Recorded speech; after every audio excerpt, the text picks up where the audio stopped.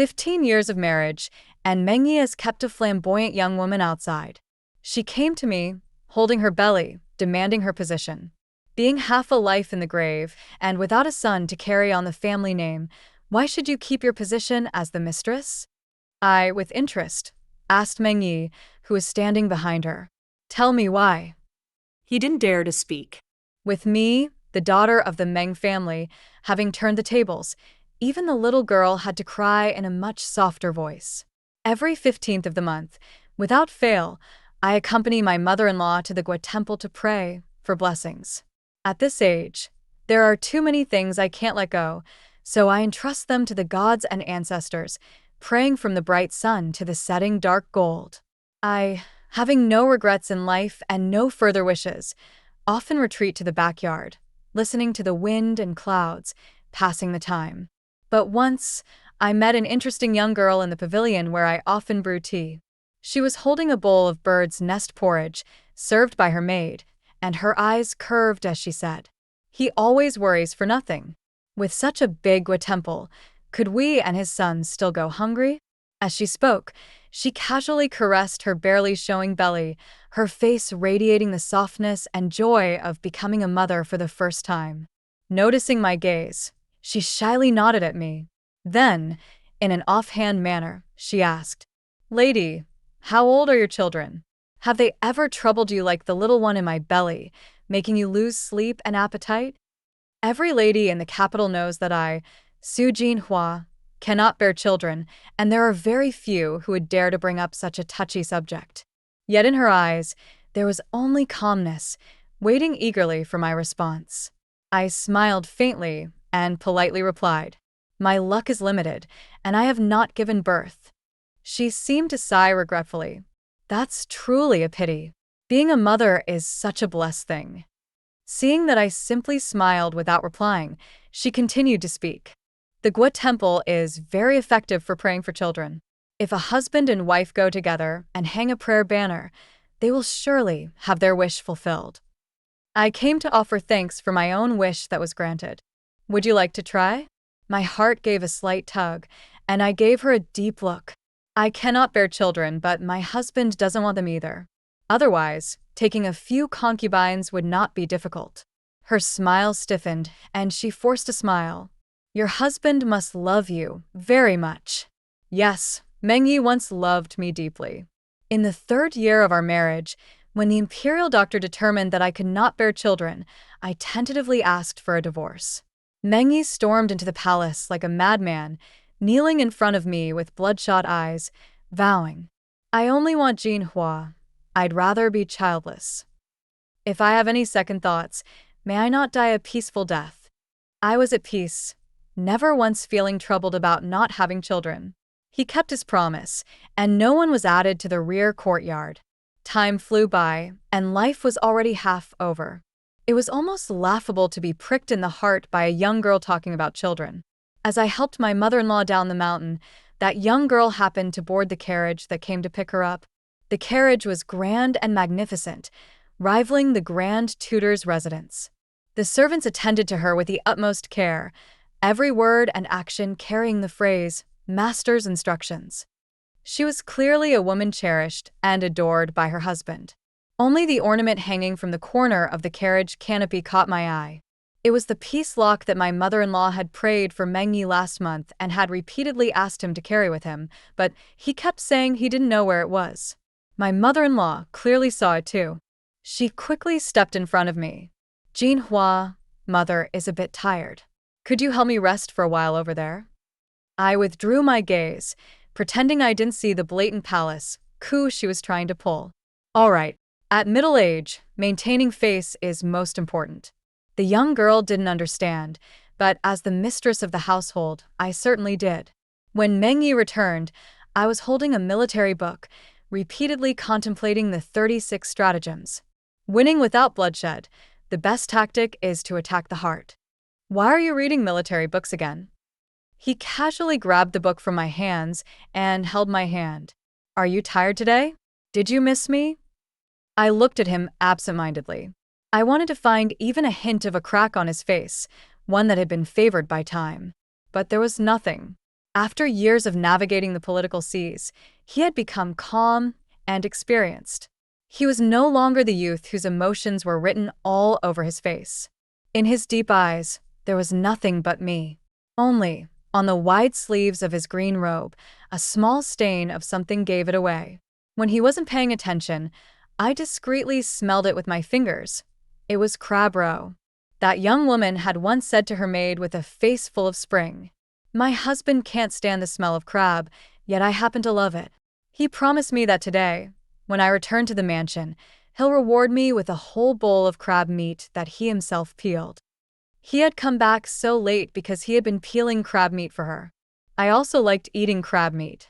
Before I married Meng Yi, my father and brothers would roll up their sleeves and peel a whole bowl of crab meat for me. Later, Meng Yi said he couldn't bear the smell of crab and that it made him nauseous even from a distance. For his sake, I never ate crab again. Now, as I was compromising for love, he had already learned to embrace the preferences and habits of others in love. He had learned to tolerate. In fact, I had once had such blatant love as well. At that time, I was not yet his wife. I casually mentioned that the mung bean cakes from my maternal family were the softest and most fragrant, not too sweet, but unfortunately, they were so far away that I didn't know when I would get to taste them again. He rode alone non-stop for 4 full days and brought back the mung bean cakes from my maternal family.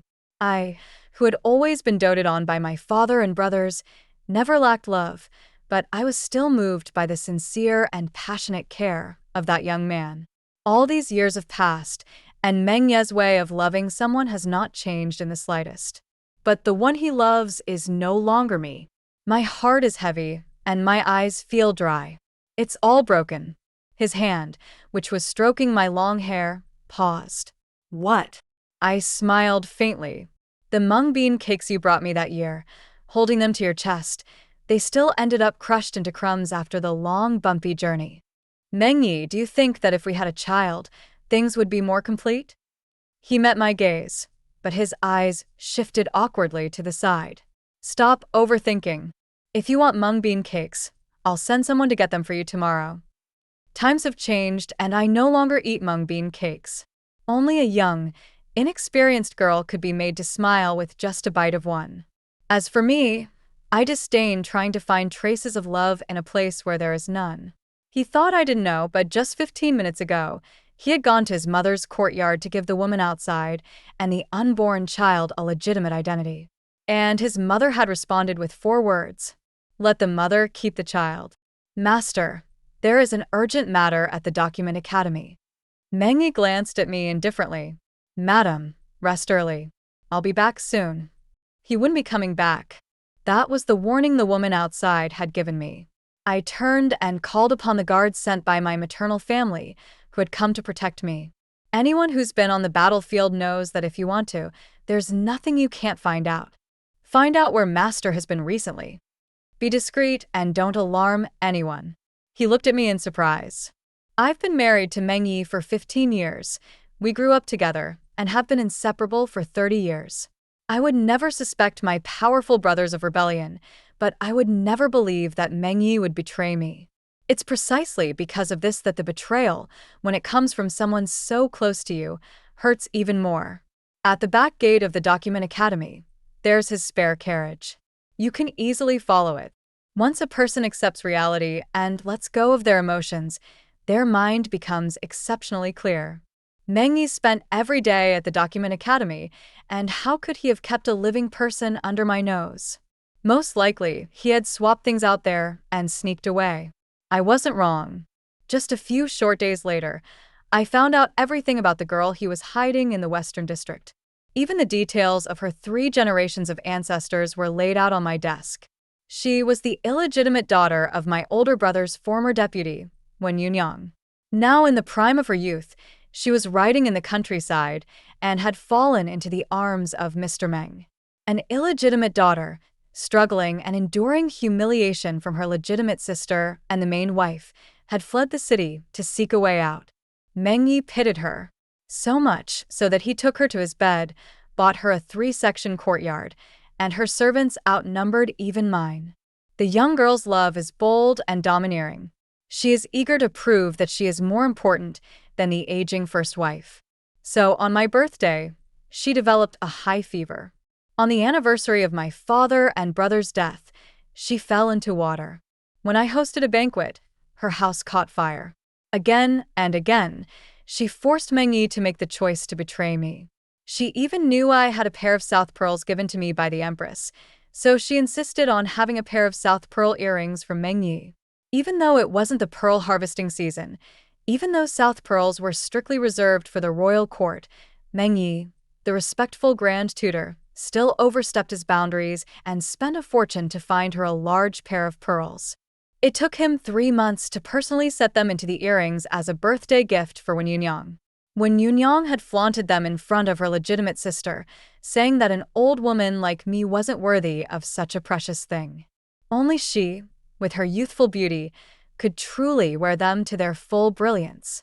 She kept suppressing the radiance of the old woman, proving again and again that she was the one who held first place in Meng Ye's heart.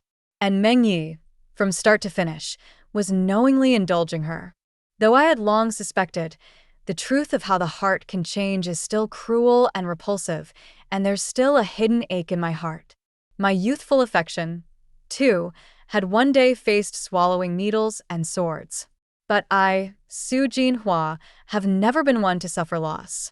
You send me a needle, and I will return it to you with a sword.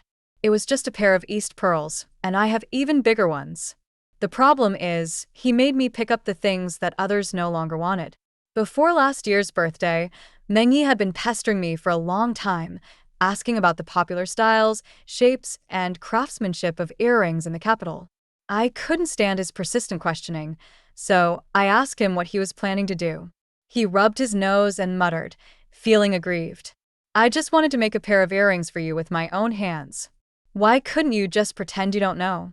I lit the lamp and patiently explained to him for an entire night. He listened attentively and promised me that I would get good news soon. I eagerly looked forward to his surprise. But on my birthday, he gave me a pair of white jade bracelets instead. I asked about the earrings, and his face stiffened. He lowered his head and said, "The craftsmanship isn't great, so I'd rather not embarrass myself." He had put his effort into someone else's gift, leaving only a perfunctory one for me. Those bracelets were only given to me with the approval of the young girl. I wore them every day, thinking they were full of affection, but they were, in fact, a humiliation from another person. Long ago, he had taken official business and also taken her to spend half a year in Jiangnan. During that time, he took her on night tours of the Qinhuai River, carried her up to the peak of Huangshan, and spent an entire night with her in the embrace of the long Yangtze River. Places that I once happily walked with him, he revisited, now with a beautiful new companion. The old woman who made osmanthus cakes for us, with her aging eyes, asked after my well-being and then congratulated him on his wish coming true, finally getting a precious daughter who even resembled the mistress in some ways. The young girl held her head high and said, "I'm not her daughter. That old woman who curses her family, she doesn't have such good luck." What did Meng Yi say? Oh, he smiled and gently tapped her nose, laughing at her for being petty and jealous over things that didn't matter. Why bring up other people's flaws? Just help me have a few more children. So I was the irrelevant one. His words were like a dull slap to my face, making my youthful affection shatter into pieces. When Yunyang had received a clear and overwhelming love, so she proudly said to her servants, "An old woman with yellowing pearls, what does she have to fight with me for? When I give birth to the eldest son of the Grand Tutor's household, she'll have to swallow her pride and accept me into the family. Serve me well, and you also have to take care of my son." The young girl hung my child's wish token around the neck of a dog and smugly asked Meng Yi, "What about that old woman in the courtyard?" Meng Yi paused for a moment, his voice softening further. "Not important. In the river of time, we had reached a point where our relationship was insignificant. We parted ways without regret. What I hated was that Meng Yi had ruined my feelings. I hated that they had desecrated my child. The abbot had clearly said that a wish token should not be separated from the parents, so it could ensure a prosperous and peaceful afterlife for a child who died unjustly. Yet he allowed others to hang it around a dog's neck for amusement. Being a parent means thinking of your child's well-being for lifetimes to come. All I can say is that Mengyi doesn't deserve to be the father of my child. That night, the heavy rain poured down, and I sat in the corridor, holding onto the wet ground, my body soaked. The cold and the heartache nearly tore me apart, and the so-called husband of mine, in another courtyard, was enjoying the rain and tea with his young girl, talking about their future. He held her close, speaking softly. Mother said that if things really come to a point where faces are torn, the Meng family can never cut off the line of descendants. We'll have to make a hard choice, leaving the mother but keeping our beloved child. It's the legitimate mother who will go, and our loved child will stay. After hearing the full report from Lian Cheng, my heart felt like it was being squeezed, suffocating in silence. I should have expected this. After 15 years, people change. The Meng family had always been under the Su family's debt, and it had long since bred discontent. Though they feared public opinion and hadn't used children to trouble me, now, with the legitimate heir so close at hand, how could they bear to let go? And now, Mengyi was no longer the bright young man who once rode for a plate of mung bean cakes. What he couldn't let go of was the wealth and influence I brought with me. What he couldn't tolerate was being laughed at for not having a son to carry on the family name. What he lusted for was the youthful body and the sense of accomplishment from being admired and adored. But wanting it all at once? It was just too greedy. Even though I had lost my sharp edges in the rear courtyard, I was never the type to swallow my pride for the sake of so-called completeness. I threw the jade bracelets into the torrential rain, shattering them. Feelings are shattered, but the fault isn't mine. The ones who deserve punishment are the betrayers. At dawn, Mengyi returned to the manor, his body chilled. The young girl had left a prominent love mark on his neck. I pointed at the disgusting red mark and teased. People outside are getting too bold. She probably doesn't know the bloodline of the Su family. If she were to die halfway, she wouldn't even know why. Mengyi looked at the shattered bracelets and his brows twitched. She ate peanuts and got a rash, nothing more. How did the bracelets break for no reason? I smiled lightly and replied, "Jade is fragile, unlike East pearls, which are tougher. In comparison, I still prefer East pearls." His eyes darkened, searching my face for an answer. I remained unmoved and handed him the soup medicine that his mother drinks every day. Gold osmanthus jade is too precious. Now that Consort Shu is pregnant, she needs it herself, and I can't ask for more. You'll have to go to mother for it. After all, 1,000 careful efforts can't compare to a single moment of dissatisfaction. It can break a person's heart. Mengyi stood before me for a moment, then took the medicine bowl. Serving mother has always been your strong suit. Fine, since you've come to me, I'll go for you. As I saw his tall and handsome figure leave, I casually added, filial piety and care, it's always for one's own sake. My 15 years of effort and care were never for outsiders. You shouldn't have forgotten that. Mengyi turned back in surprise, but I didn't even spare him a glance, holding my tea bowl. He left, full of questions, going to his mother's courtyard for another hour of scheming. If he knew that the medicine I've been giving him every day is actually meant to kill his mother, would he still be smiling? Lian Cheng, who had never seen the hate in my eyes, stayed hidden in the dark and didn't show himself. I didn't even know where he was standing. The little girl outside is so flashy, giving me so many challenges. Shouldn't I give her a little return gift? I remember that when the deputy general has a quick temper and can't tolerate anything. Shouldn't he do something about his daughter embarrassing herself like this? Like a gust of wind, the treetops trembled, and I knew Lian Cheng had left. That night, under his mother's warning, Mengyi began to fear me. Worried that the young girl he was hiding might reveal herself and that I would use her against him, he no longer dared to go to the Western District. But that young girl was too clueless and kept calling for him over and over. Watching Meng Ye's absent-mindedness and frequent daydreaming, even his pen left ink blotches on the paper, but he didn't notice. I put my pen down. If you have something to do, you can go ahead. Trying to do too many things at once will only result in failure on both sides. His face turned pale, and he hurriedly gathered his thoughts. No, I've cleared a whole day to spend with you. He said this, but less than half an hour later, he used the excuse of urgent business and quickly rushed out of the mansion, throwing the half-copied scriptures for our child at me. As I watched his hurried back as he was about to cross the courtyard gate, I couldn't help but call out, "The roads are slippery in the rain.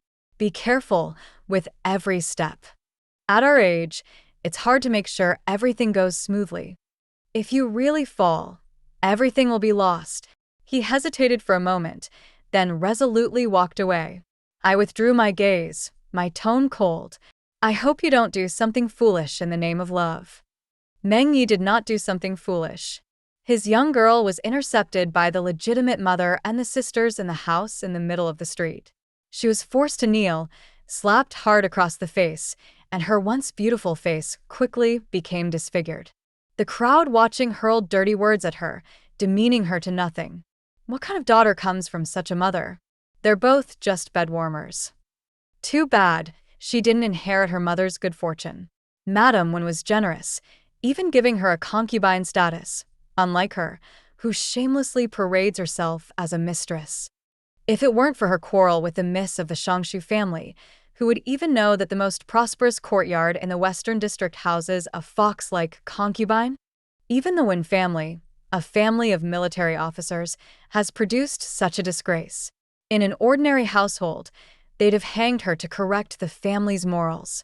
When she locked me in the rear courtyard with shackles, she probably never expected that she, too, would one day be subject to the same social scrutiny. The young girl was cursed and humiliated, biting her lip, tears brimming in her eyes, long hair hanging loose, and with a fragile and helpless expression, she looked to Meng Yi in the crowd for help. Meng Yi clenched his fists, but instead of rushing in heroically to rescue her and protect his family's reputation, he hurriedly sent a plea for help to the spoiled heir, Master Hualing of the Hu family. The insults and slaps fell upon the young girl's face, but they were like a red mark in Meng Ye's eyes. By the time Master Hu arrived to rescue her, that face, once vibrant and full of grace, was already unrecognizable. Meng Yi had been waiting with the doctor in a small courtyard, his heart in agony. I sat in the tea house, counting each slap one by one until I had reached 100, then added 20 more, and only then did I feel a little satisfaction. As an older woman, I didn't lack methods, and my heart had grown colder over time. The Wen family's principles were proper and gave Wen Yunyang a choice. Between hanging herself and severing ties, she chose the latter. With a face as swollen as a pig's head and the fingers of others pointing at her, she had to play dead and be carried back to the Western District courtyard. From then on, everything she had once been proud of was tainted with labels of theft and lowliness. But she still didn't know that her face, once so proud, had been ruined with every slap. Madam Wen was a straightforward person. Once she knew that the disgrace was inevitable, she chose to sacrifice the small for the greater good. The marriage prospects of Wen family daughters and the future of the men were secured through poison slaps. When Meng Yi returned to the mansion, broken and soul-weary, I poured him tea and chatted with him, smiling as I gossiped. A young girl, not learning anything good, becoming a mistress. Now she's lost both face and reputation. I'd say even a legitimate concubine from a decent family is cleaner than her. According to the rumors, Master Hu doesn't like courtesans or prostitutes. How did he even notice her? Anyone with eyes should know that such a shameless demeanor reflects her upbringing and background. To have been with her in the Western District for 3 years, one must be blind. He could no longer bear it, and with a loud thud, he slammed his tea bowl down. Madam, you've never been one to gossip. Why are you acting like a gossiping old woman, discussing other people's business? I grabbed his hand, and as he instinctively pulled back when he saw the blood stain on his sleeve, I gripped it tightly. I wiped it for him while smiling, my smile not reaching my eyes. I was just pitying the mistress of the household. Such a pile of filth thrown in her face. The disgust from that, she'll never be able to forget it. Mengyi trembled, but I suddenly looked up, locking eyes with him. You wouldn't let me endure such disgust, would you? After all, I've never been one to be mild and docile. Mengyi forced a strained smile. Of course not. You and I, our feelings, can't be compared to anyone else's. Mother needs her medicine. I'll be back soon. He fled in panic, and I poured the tea he had drunk onto the ground. Our feelings have long been beyond repair. She is the one in your heart now. The young girl is certainly hateful, but the dog who betrays its master and steals is the one who deserves the real punishment. Mengyi had not left the manor for many days.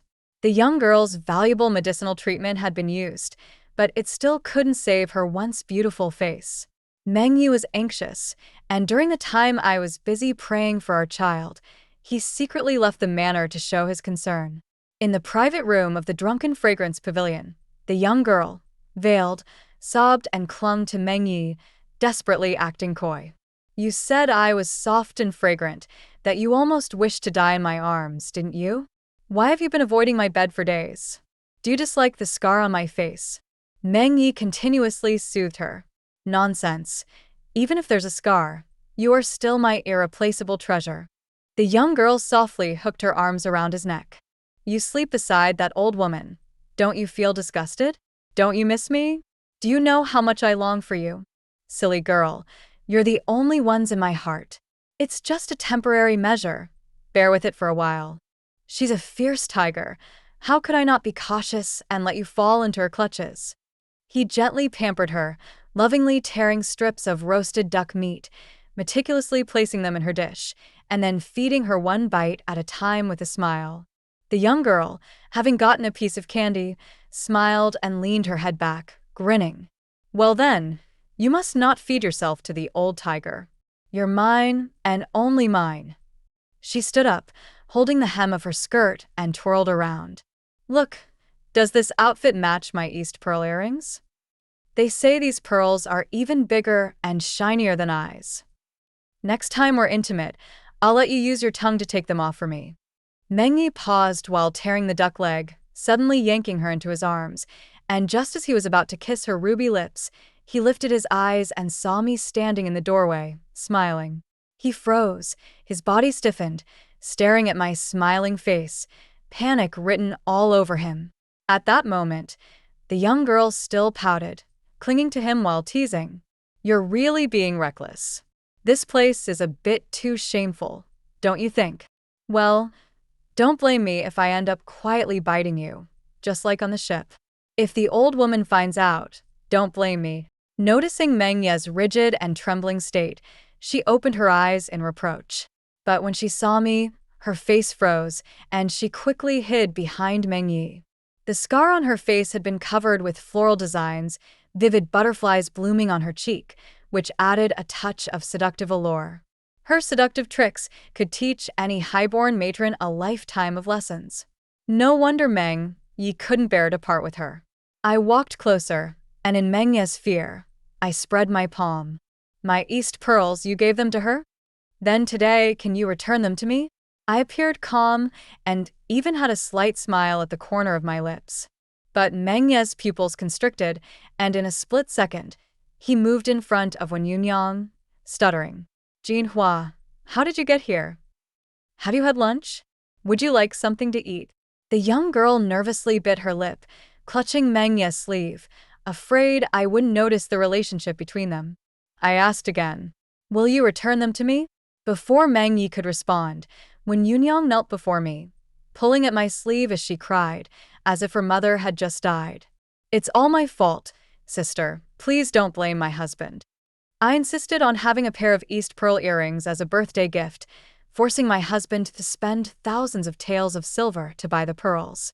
If I had known they were your heart's desire, I would have returned them to you. Good. She pretended to stop as she reached for the earrings, looking at me in disbelief. I immediately grabbed the two large East Pearls, and with her startled cry, I forcibly yanked them from her ears. Shuh! I remained expressionless and placed a bloodied finger on her lips. The princess and the crown princess are having tea in the next room. If they find out that the grand tutor, who took a leave to teach the crown prince, is instead indulging in the pleasures of a mistress who's been insulted by the entire capital, your husband and the Meng family will be finished. The young girl's face turned pale, and Meng Ye's previously angry demeanor dissipated.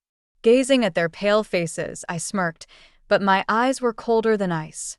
Lord Meng should know that nothing that belongs to Su Jinhua can be touched by others. In his shock, I raised my hand and threw the soiled earrings out the window. Once others have touched it, I'd rather destroy it than let it remain in sight.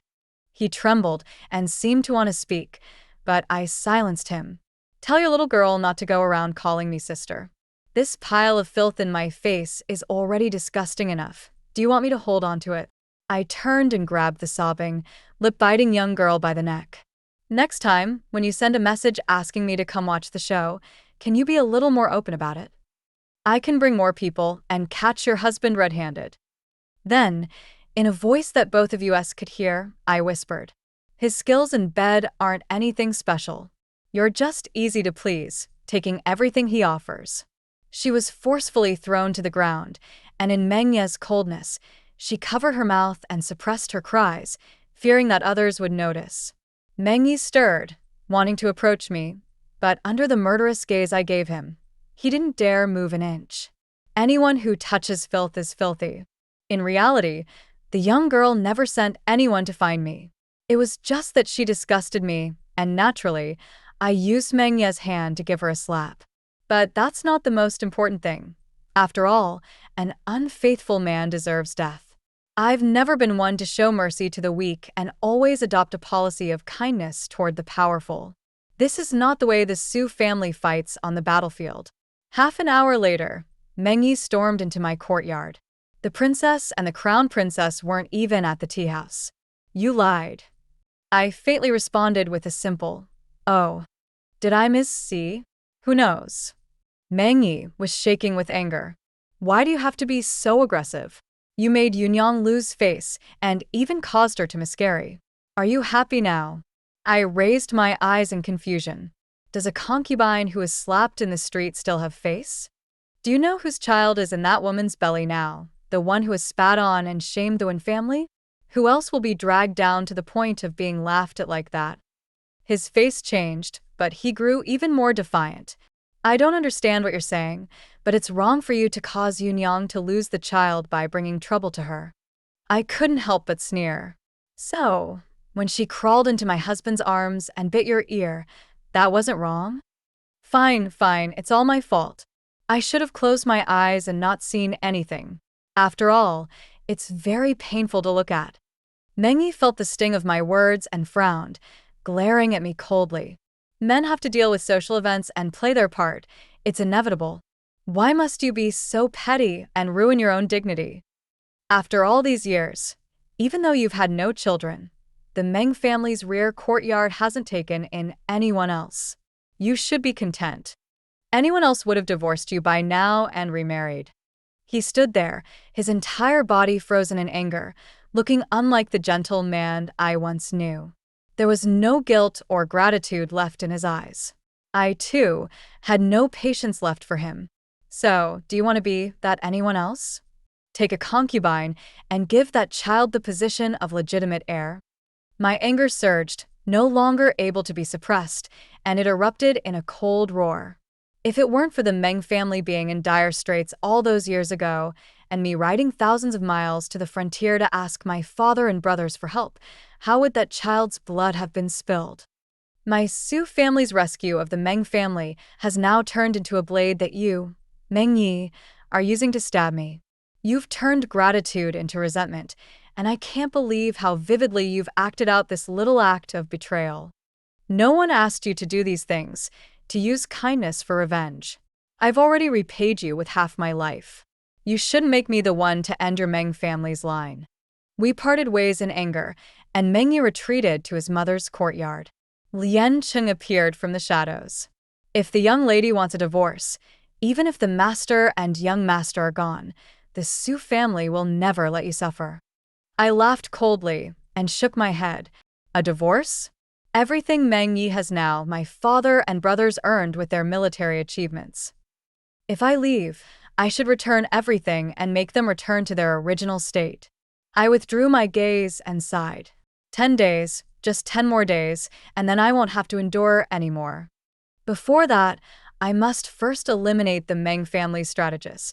After all, without Meng Ye's mother, the old fox, dealing with the naive Meng Yi would be as easy as crushing an ant. When you're stuck in the mud, you should extricate yourself in time and cut your losses. Focusing on past feelings only traps you in the present. Who can guarantee that their feelings will always be smooth sailing? You trip while walking, let alone entrusting your life to another person. I will never regret the choices I made in the past. After all, 15-year-old Meng Yi truly loved 15-year-old Jin Hua. 15-year-old Jin Hua simply made the choice that was most fitting for her age. What's wrong with loving someone? Should I die without a burial place just for making one wrong choice when I was young? The real mistake is knowing you're wrong and yet continuing down that path. I sat in the tea house, sipping tea, accompanied by a handkerchief friend, the princess. If you've suffered any injustice, don't endure it. If it's unbearable, just divorce. If the Su family can't support you, I will. I couldn't help but laugh. Divorce and give the position of wife to someone else. As long as I'm in this position, no matter who it is, they won't easily enter the door. After all, everyone in the capital knows that my family saved the Meng family, and the Meng family swore an oath to me to be wholeheartedly devoted. If a newcomer wants to enter, she'd better have saved the Meng family's life too. The princess shook her head. Unless she has saved the life of the old madam, then a filial piety might force you, Jin Hua, to bow your head and let the newcomer in. Otherwise, any act of betrayal, once impeached, will not only cost Meng Yi his position, but the Meng family will find it hard to lift their heads in society. I smiled faintly. Exactly. When Yunyang, who was just one courtyard away, overheard. So, after discussing with Meng Yi, they decided to stage a scene of gratitude when Meng Ye's mother went out of the city to offer prayers. Usually accompanied by me, Meng Ye's mother didn't want my presence and even took only 2 old maids with her to ensure there were no loose ends. Meng Yi looked at his mother as she got on the carriage, a smile of satisfaction on his lips. Thanks to my mother's monthly prayers, the Meng family has enjoyed peace and prosperity for over a decade. I smiled, but didn't reply. For the past 15 years, the protection of the Su family and my careful efforts had been twisted by Meng Yi into a blessing from the gods. Well, today, let's see if her mother's calamity will be protected by the gods. I didn't need to pray or beg the gods. I simply entered the palace and spent the day drinking tea, admiring flowers, and chatting with my cousin, Consort Shu. Since Consort Shu was pregnant, she had become especially cautious. When I accompanied her, no one was allowed to disturb us. So, when I returned to the manor at dusk, I received the news that the old lady had fallen into the water and was in critical condition. Even though I immediately brought the imperial physician with me, it was too late to save Meng's mother, whose face was twisted and half of her body was paralyzed. The physician sighed. Madam replaced the golden osmanthus jade with silver osmanthus jade. Although the effect is similar, the silver has many more prohibitions, especially against exposure to cold. Now, her body is soaked in cold water, and the treatment was delayed. From now on, she must rest and avoid any emotional outbursts, or she will not recover. The physician left. I ignored the chilling expression on Meng Ye's face and said indifferently, "Mother only went out to pray. How could she have fallen into the water for no reason?"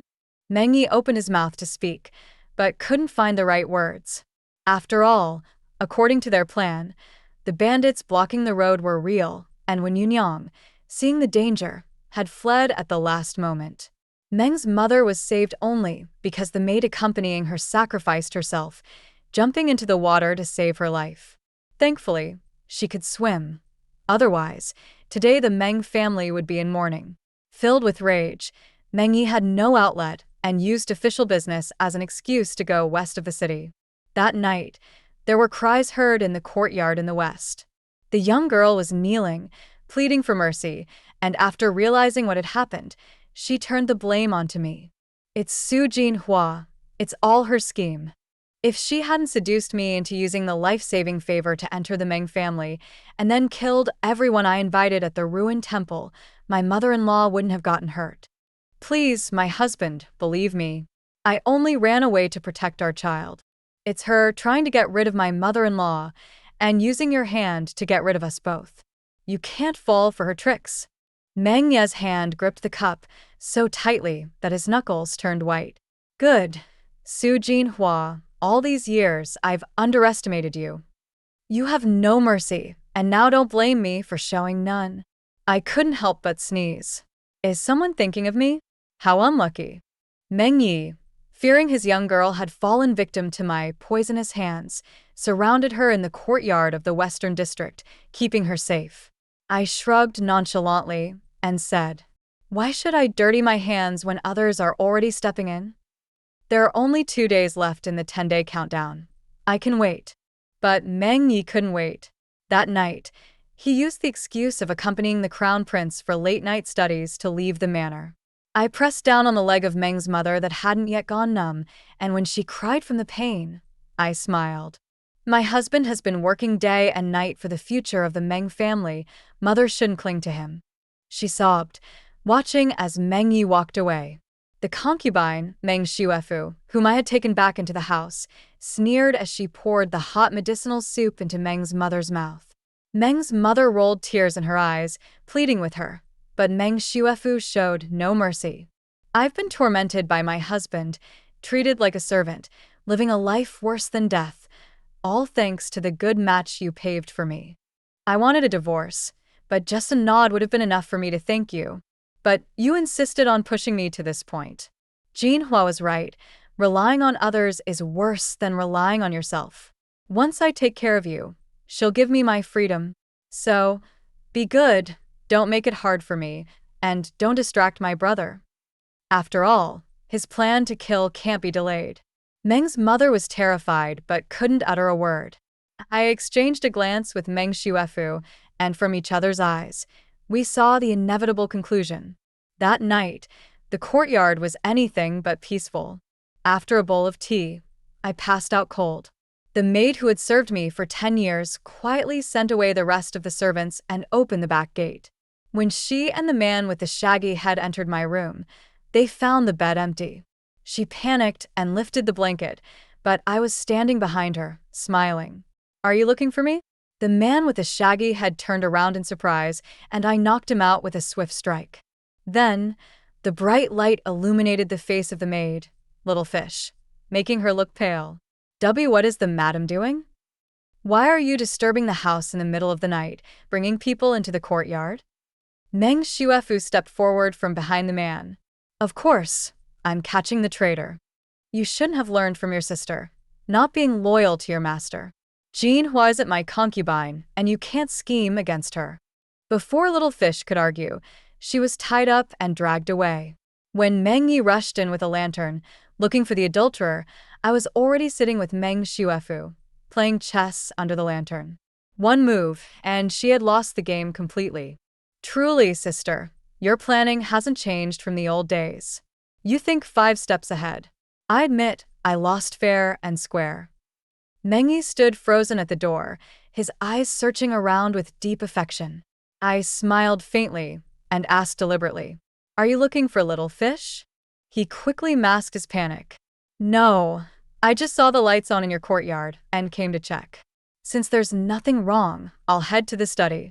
Wait. He turned around. Little Fish was caught in bed with an outsider, breaking the family rules.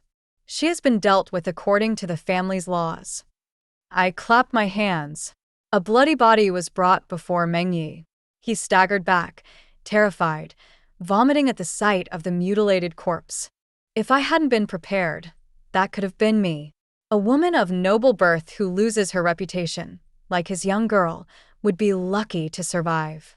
Even if she wanted a divorce, in this world, That would be next to impossible. The one who made the mistake isn't me, so why should I bear the blame and drag down the younger members of my family? Thus, Meng Yi and I are destined to never stop fighting. I coldly waved my hand, and the body was carried out. The adulterer has been sent to the authorities. After all, he came into my courtyard, so I had to make sure of his identity. Meng Ye's expression changed drastically. Not allowed. Meeting my deep, unfathomable gaze, he awkwardly explained. The privacy of the household should not be exposed in front of others. For the sake of dignity, Madam should quickly stop the incident, punish them with a public beating, and protect our family's reputation. Meng Yi, you're right, but this matter with the authorities, you're always so good at handling. Why don't you take care of it? He clenched his fists, gritting his teeth, and agreed. With the order from the Su family, Meng Yi found himself constantly hitting walls in the official world. The dignified grand tutor of Meng was now struggling to even rescue someone from the dungeons. He was in a panic, terrified that his dirty deeds would be exposed to the public. I took advantage of his busy schedule to meet with his young girl. She was kneeling across from me, biting her lip, glaring at me with hatred in her eyes. It was you, wasn't it, that put my child's prayer token around the dog's neck? If your child doesn't meet a good end, doesn't that count as retribution? Her face turned pale, and she instinctively protected her belly. I asked again. Meng Yi sent a dog to the farm. Was it you who drowned it in the well? She swallowed nervously and shakily responded. I don't know what you're talking about. If you trespass into private property, I could report you to the authorities. I nodded, agreeing. Indeed. However, if this house was bought by Meng Yi, it's a different matter. Does the old woman have the right to take back the Meng family's property? Her face turned pale, yet she stubbornly retorted. So, what if it's the Meng family's property? Now that I carry Meng Ye's child, everything in the Meng family belongs to my child. Who are you, the wife, to stop me from entering the house? You are jealous, unfilial, and without children. What right do you have to deny me? I sucked in a sharp breath. Why is it that I stop you from entering the house? Meng Yi has never mentioned letting you in. Her blood drained from her face, eyes wide with disbelief. Don't try to sow discord. My husband wouldn't lie to me. It's you, this old woman, who's refusing to let me enter the house. I thought you were smart, but you're really this dull. I overestimated you. Don't you realize? You ruined your reputation and hurt his mother. How could he let you in?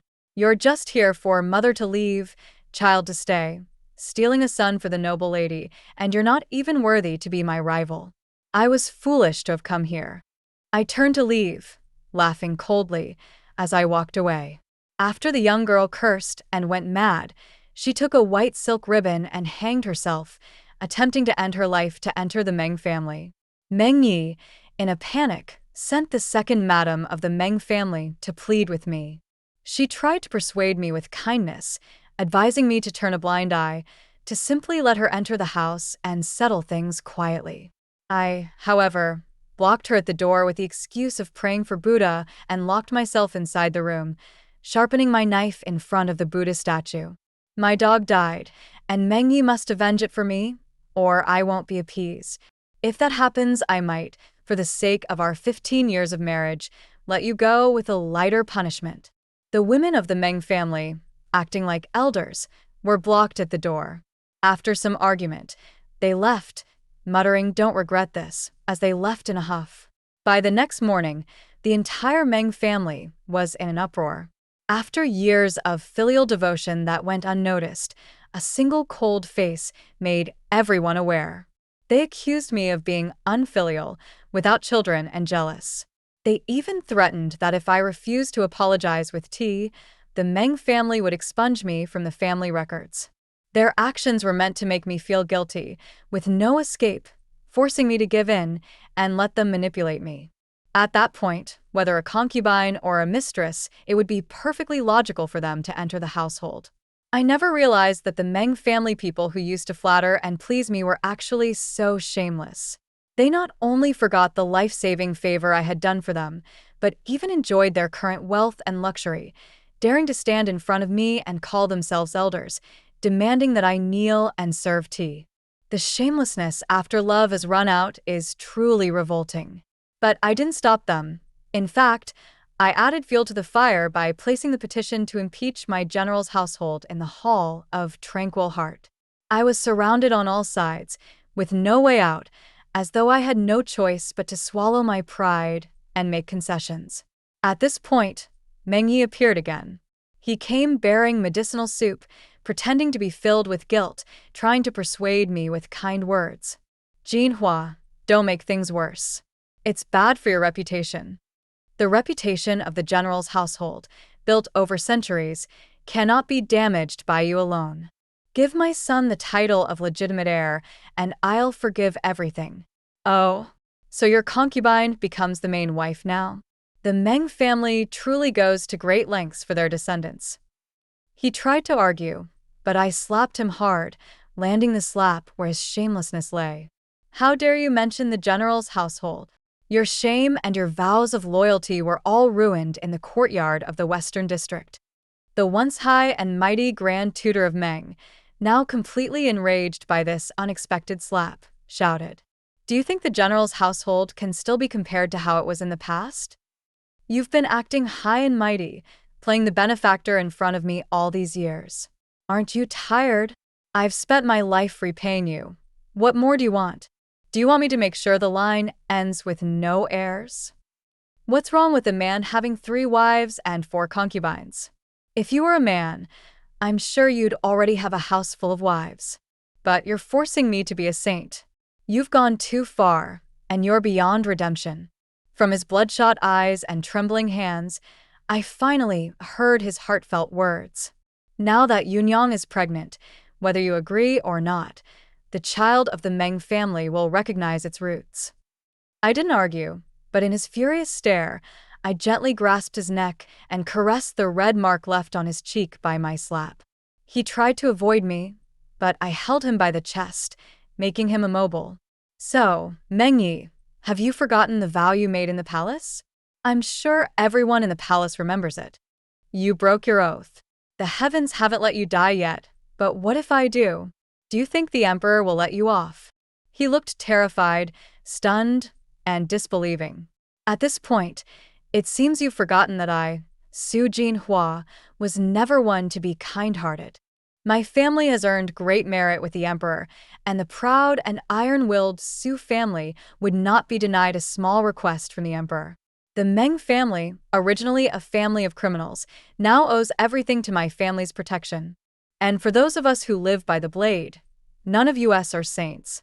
In my deep gaze, Meng Yi saw nothing but endless coldness and hatred. He didn't expect me to be so resolute, unwilling to back down even if the net was broken and the fish died. He was stunned, but I held him by the eyes, then forcefully shoved him into the chair of the Grand Tutor, shoving the medicinal soup into his hands. "Don't make me make your little girl's death even more tragic." He trembled with fear, grabbed the medicine, and fled in panic. He no longer dared to confront me openly, but secretly plotted to strike a fatal blow.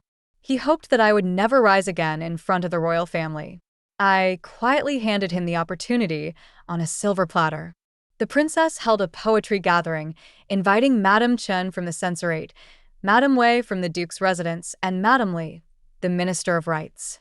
The turmoil from the Meng family had spread all over the capital, and I had become the subject of gossip as the most disgraceful matron in the mouths of others. They sat around the stove, brewing tea, offering comfort and advice to me. I remained indifferent, my expression cold, while they even sent people to summon Meng Yi and the other officials. Before I could finish brewing the tea, the door was suddenly thrown open.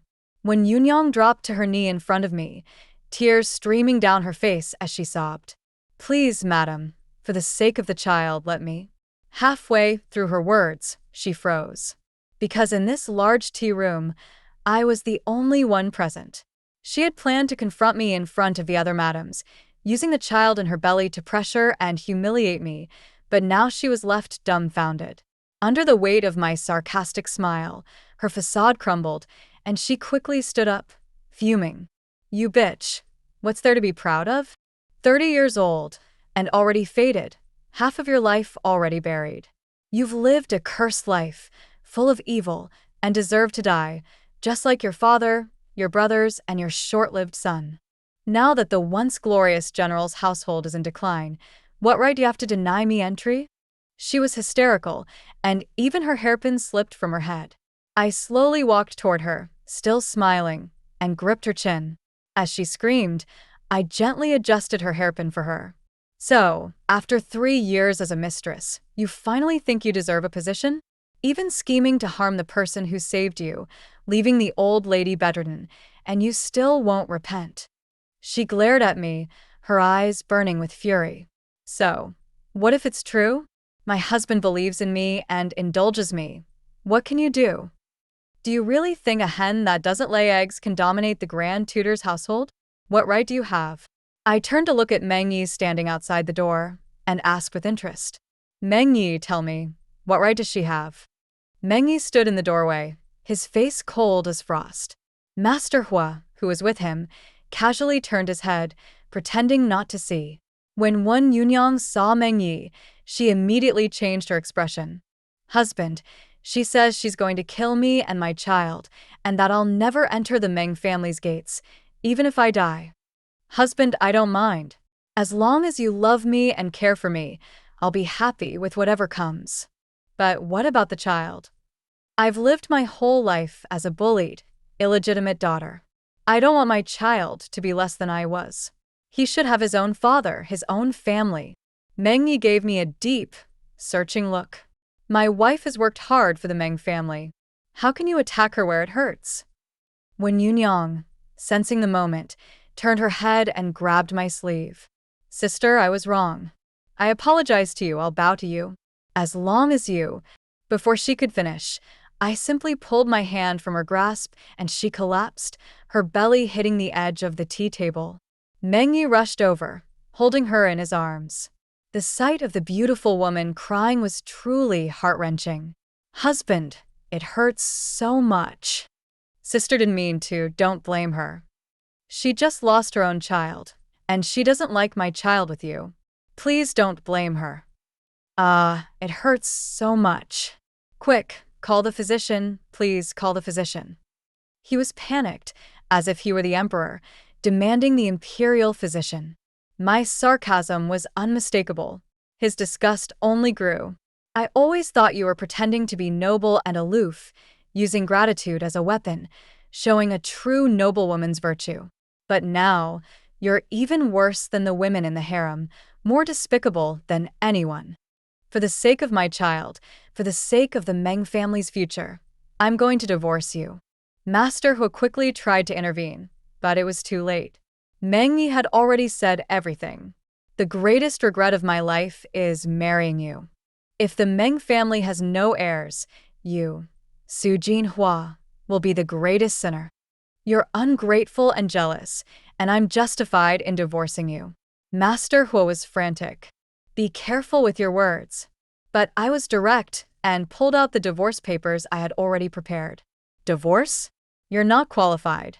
A divorce is the best choice for you. The child I lost for the Meng family, I will accept it as my retribution, but I am waiting to see your retribution. If he thinks he can take my family's wealth by divorcing me, he's already lost his mind. At this moment, Meng Yi finally realized that the emotional bond he thought he had with the Meng family had long been severed, not by his family's choice, but by my, Su Jinhua's, calculations. The outcome of this divorce would result in everything the Meng family had being taken back to the Su family. At that point, the Meng family would have nothing. His gaze darkened, and unconsciously, his hand around Wen Yunyang tightened. You won't get away with this. I'll divorce you. There's no chance for reconciliation. Your moral failings mean you deserve to be cast out. Suddenly, the screen between the rooms was pushed aside. In the 2 adjoining tea rooms sat Madame Chen, Madame Wei, the princess, and Madame Li, along with Master Chen, Master Wei, the duke's son, and Master Li. Indulging a mistress who insults the legitimate wife, and before even entering the house, favoring the concubine over the wife. Meng Yi, who prides himself on his integrity, turns out to be someone who can't distinguish right from wrong. The princess pulled me to her side. That lowly woman walked in and immediately insulted Jin Hua, especially showing disrespect to the general and his son. If I don't punish her today, people will think that the royal family is heartless, forgetting the Su family's sacrifices and our contributions to the kingdom. Bring her here, give her 50 lashes, and throw her into the dungeons to await His Majesty's judgment. I had known Meng Yi for 15 years. How could I not know his schemes and methods? He thought I could be manipulated by threats, but this was a well-prepared trap. To make me bow down and admit to his little girl's wrongdoings in front of the officials? He underestimated me. Far too much. Jin Hua, what exactly do you want to do? My Meng family has never wronged you in these 15 years. Do you really want us to be childless? The second wife of the Meng family came just at the right moment. The madam has been listening next door for so long. I imagine you've heard how that lowly woman insulted Jin Hua, haven't you? But you allowed her to twist the truth in front of your nephew. Back then, why didn't you stand up and speak the truth for Jin Hua? Now, for the sake of your Meng family's good grandson, you're finally willing to step forward? Lady Wei, my aunt from my maternal side, had never once looked favorably upon the Meng family, who had risen through the ranks thanks to the late empress. Even when Meng's second wife was so enraged she was trembling, Lady Wei didn't hold back. If I had known the Meng family had such a family culture and education, I would have advised General Su and the young general not to kneel for 3 days outside the Hall of Tranquil Heart for such a family. If they knew from the afterlife, seeing how their ungrateful wolf has treated their daughter and sister, they'd rise from their graves and make sure you all pay with your lives. With each word, Meng Ye's face grew paler. By the end, he didn't even dare to lift his head. The peaceful 15 years of the Meng family, he had forgotten the scene where the entire Meng family knelt outside my Su family's door, expressing their gratitude. He had forgotten the favor we had shown them in their time of need. Betrayal, bullying, and humiliation were the rewards the Meng family had given me. Master Wei, holding a statement of confession, coldly laid it out in front of Meng Yi. In that moment, his face drained of color. Colluding with an outsider to harm your own wife. There is probably no one more shameless in all of Great Yu. With such a character, it's likely you'll set a bad example for the crown prince. Meng Yi stood frozen, and instinctively, his desperate gaze shifted toward me. I, however, passed him the divorce papers. Sign it. As for her, I pointed to the woman in his arms, and she shuddered. You can do whatever you like with her. He raised his eyes and met mine. Those same eyes, once filled with passion when he first saw me, shining when I agreed to marry him, and swollen with tears for a whole year after losing our child, were now filled with hesitation and regret. Even a man in his prime is no different. Reality had set in, and he was wide awake. He needed an heir, but he also longed for his courtyard to be filled with blooming flowers and young beauty. Yet, he was reluctant to give up a wife of noble birth, one who was tactful and would solve his problems, a wife who would assist him and support him in his efforts. Jin Hua, is there really no other choice? I shook my head. It's too late to change. This is the most dignified way to part. You should know this, Lord Meng. Even if you're reluctant to let go of the power of the Su family, you should understand my temperament. In public, humiliating him by coveting my family's power, even with his pride, he would choose divorce. His pupils shrank, and the woman in his arms shivered. He nodded. He signed, without regret. The Su and Meng families were officially severed. But what awaited the Meng family was the dismantling of their power. The dowry my father and brothers had given me, the gifts from the palace, and my efforts over the years, everything was taken back to my family. The world praised my unyielding nature, saying I upheld the family's legacy. Meanwhile, the Meng family, having lost their moral compass, now faced bankruptcy. Even the children of Meng family relatives who had attended schools in the capital were sent home, unable to study. And under public scrutiny, the grand tutor, who had dishonored his wife and ruined her reputation, was impeached, despised, and stripped of his position, receiving lashes as punishment. At this moment, They remembered that Meng Ye's position as the grand tutor had been granted to him by my family's support. The women of the Meng family shouted in fury. "Ungrateful wolf, a wolf that couldn't be raised. You're driving our Meng family to ruin. We have no money, no livelihood. How can a family this large survive on nothing but porridge?" Meng Yi dared not say much more. After the Meng family was confiscated, they had nothing left. Everything the Meng family later obtained was given to them by the Su family. Su Jinhua never mentioned it, and they all comfortably assumed it was simply their due. No wonder she planned for a divorce. It was her way of cutting off their roots, forcing the Meng family back to where they began. Then, she would watch them suffer, even begging her for mercy. A surge of nameless rage built up inside Meng Yi. "It's no problem. Over at Yunyang's place in the Western District, she's accumulated quite a lot of good things. The Meng family won't fall into total ruin. I don't believe that the Meng family can't survive without Su Jinhua. But Yunyang insists on entering the house in a grand procession. What do you think, everyone?" The Meng family members immediately perked up. She solved the Meng family's problems and can give birth to a legitimate heir. If she wants to enter in a grand procession, then let her. It's also a good opportunity to slap Su's face. But they didn't know what they were asking for. When they went to the small courtyard in the Western District with their meager belongings, they found that the place had long been vacated, and the courtyard had been sold to a merchant for a mere 1,000 taels. In order to treat the scar on her face, when Yunyang had used harsh medicines, risking everything. As a result, the child in her womb was lost, either dead or severely harmed.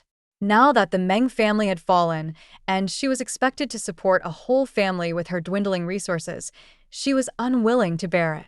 That very night, she took her belongings and fled the capital. Unfortunately, her luxurious carriage caught the attention of bandits. As soon as she reached the outskirts of the city, she was captured.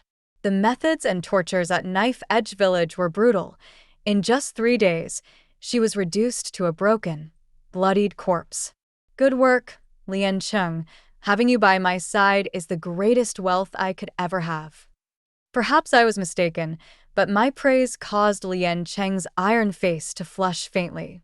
The next day, I sat with Xuefu on the covered corridor, watching the boats.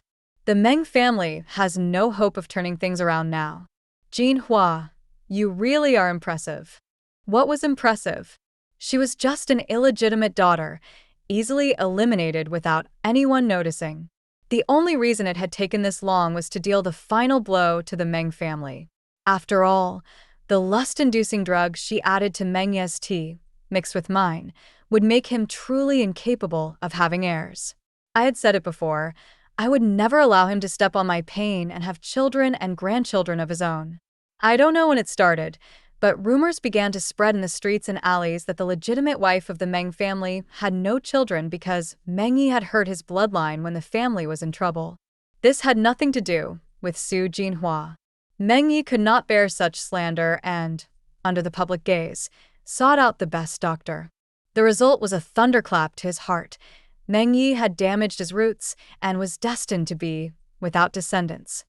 He didn't believe it, so he consulted countless other doctors, all of whom gave the same verdict. Meng Yi trembled all over and collapsed onto the ground.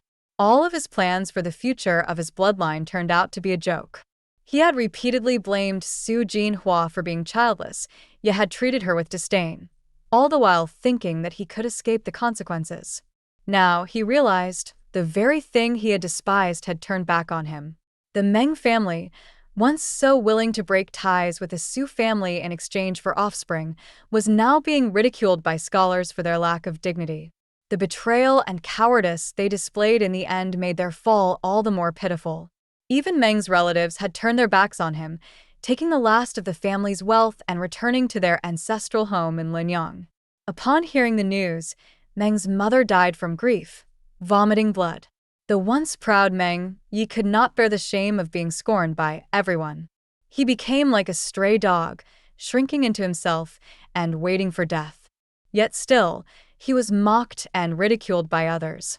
Mental torment was far worse than physical suffering.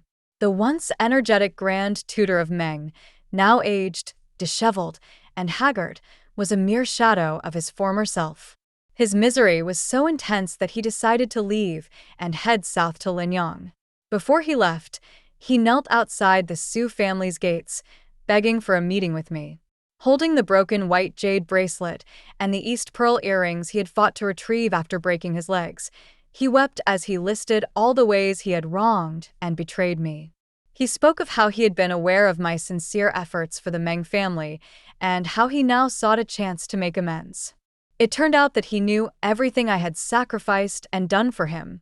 But when it came to choosing what was best for himself, he had been completely blind. In the end, he didn't ask for my forgiveness.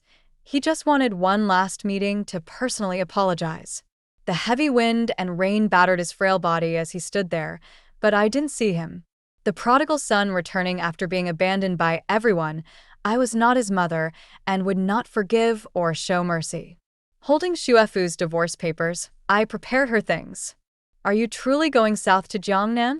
It would be better for you to come with me to the northern frontier. She shook her head. You continue to honor General Su's legacy, and I will fulfill my aunt's uncompleted wish. We must part ways, but let it be a pleasant one. If you can't bear it, I will cry. I couldn't help but laugh as I shoved the silver notes I had taken from the Meng family into her bag. A woman's happiness lies in fulfilling herself.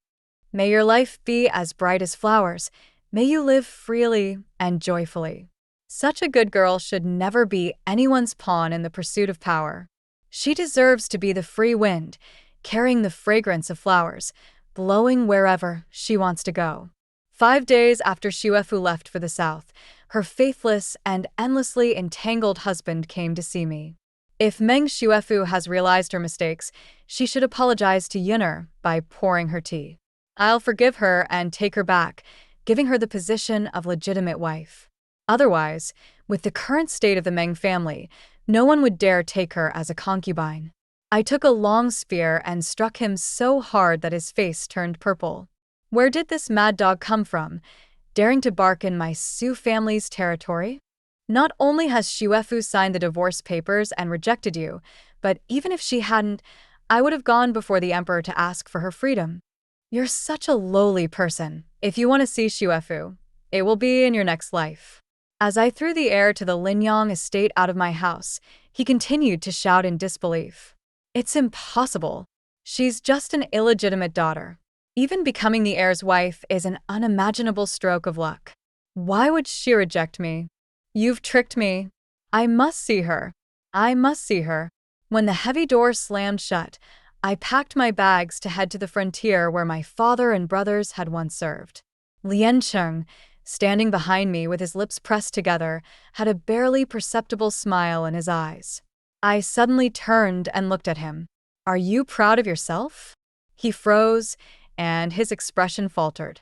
You broke Meng Ye's limbs behind my back, throwing him onto a merchant ship to starve in the southern lands, living worse than a beggar. Do you think I didn't know? He lowered his head, too afraid to speak. You did well. You got ahead of me by 1 step. The best revenge against someone so arrogant is to take away everything they hold dear. If he wants 100 sons and 1,000 grandchildren, I will make sure he has none. If he wants to rise higher and higher in life, I will trample him underfoot, making sure he lives worse than a beggar with all his limbs intact. Death is too easy for him. Living worse than death will be his eternal punishment. Every day, every night, he will regret it, regret ruining the wealth and glory that was within his grasp. Swallowing needles is his punishment. Liancheng looked at me with admiration, but I quickly threw cold water on him. But you still went easy on him. You should have gouged out his eyes. A blind man like him doesn't deserve to keep them. Then, should I go and finish the job?